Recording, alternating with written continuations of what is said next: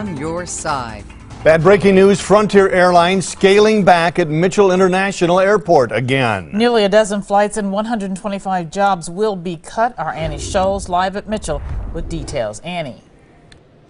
Carole and Mike, the one-time big player here, really now more like small potatoes. Frontier Airlines announcing that it's cutting its flights from 18 to 7 a day. That is more than half because those routes are not making them enough money. Let's take a look at who is affected. Passengers flying to Columbus, Indianapolis, Nashville, Omaha, Pittsburgh, and from New York and Kansas City. Now, I'm told by a Frontier spokesperson that people on flights to those cities after June 1st need to contact the reservations department for other accommodations, and that frequent flyer miles will be honored, but passengers say it will still be a headache if they have to fly out of another airport.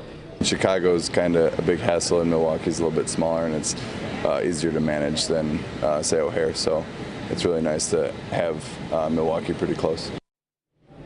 And Milwaukee County Executive Chris Abele released a statement saying, quote, "While we're disappointed Frontier Airlines is reducing flights in Milwaukee, we are pleased they will still offer service at Milwaukee County's General Mitchell International Airport.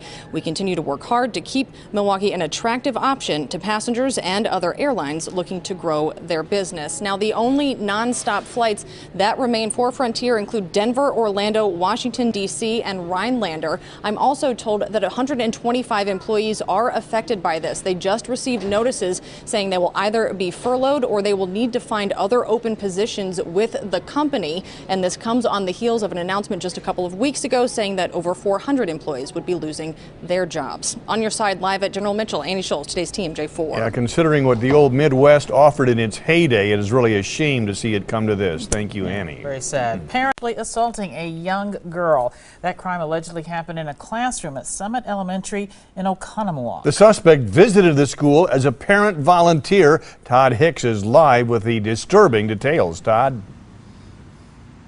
Well, Jake, that parent volunteer here at Summit Elementary now charged with sexually assaulting a child. It happened earlier this month as that little girl was reading a book to the man. A very sad and unfortunate situation happened. Anthony Pico now charged with first-degree sexual assault of a child. A volunteer at Summit Elementary School has been charged with inappropriately touching a student. The Oconomowoc father volunteered his time at the school where his daughter attends. It was news that caught many parents picking up their kids by surprise Monday. I think it would concern any parent if something like that happened. I just got phone calls from the school. The school's handling it very good. According to the criminal complaint, Pico touched her while she was reading a story to him. Pico then told the 9-year-old he was sorry. She said when he said he was sorry, Mr. Pico was smiling. Before going to bed that night, the girl burst into tears, telling her parents she was upset because someone touched her at school. During questioning, Pico told investigators, "Her shirt went up and my hand went along the edge, but I didn't go in." We went to Anthony Pico's house to ask him about that incident, but he didn't answer the door when we knocked. In these horrible situations, it's a great reminder for all of us how important it is to talk to our children about their safety. And Anthony Pico is out of jail tonight. He is scheduled to return to court at the end of next month. On your side, reporting live from Oconomowoc, Todd Hicks, today's TMJ4. Yeah, quite disturbing for parents and teachers. Thank you very much, Todd. While he was rushing to the hospital, Tom Murray spoke with his fiancée today. Well, Mike, Carole, 22-year-old Thomas Olson died when the Jeep he was riding in rolled over here at 91st and National. You can see here where a fence has been broken on the side of the road. His mother died just hours earlier, only about 10 blocks away. This video captured just after midnight Sunday morning in West Allis. A woman on foot struck in the middle of the street near her home, and a parent hit and run. Hours later, that woman's son died in a rollover crash blocks away in this construction zone. He was the passenger in a Jeep rushing to find out what happened to his mother. Saying goodbye for the last and seeing him. Latricia Jansen was the son's fiance. His name was Thomas Olson, and he was 22 years old. Latricia was also very close with the mother, 45-year-old Mary Moore. I really just don't think they would have made it without each other, so I think that she just pulled him with her.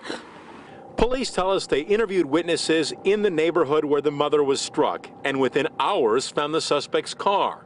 Police confirm they arrested 31-year-old Jesse Steinmetz, but he's not yet been charged. We have probable cause to make the arrest for leaving the scene after striking the person, but the ultimate charges and where it ends up will be determined through the district attorney's office.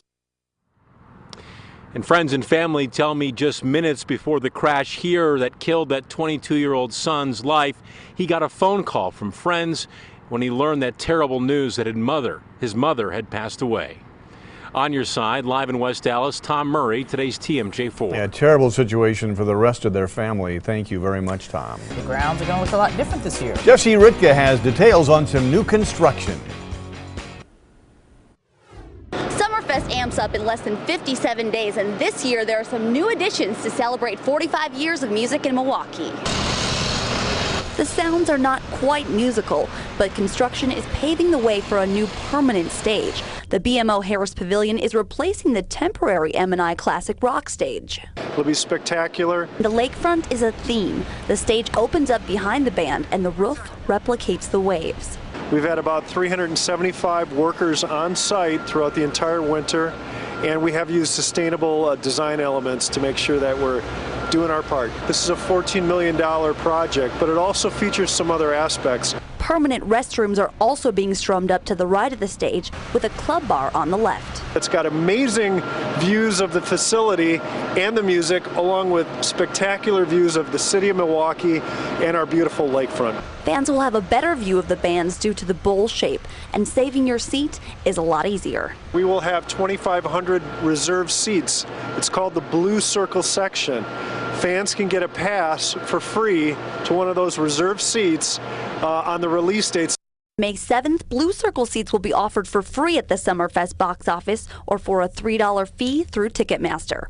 Summerfest organizers hope that the new $45 Power Pass that allows patrons to get into Summerfest every day will keep sales and attendance up. On your side in Milwaukee, Jesse Ritka, today's TMJ4. Boy, that looks like a great new addition to the Summerfest Certainly didn't grounds. feel like summer though outside today. No, definitely not.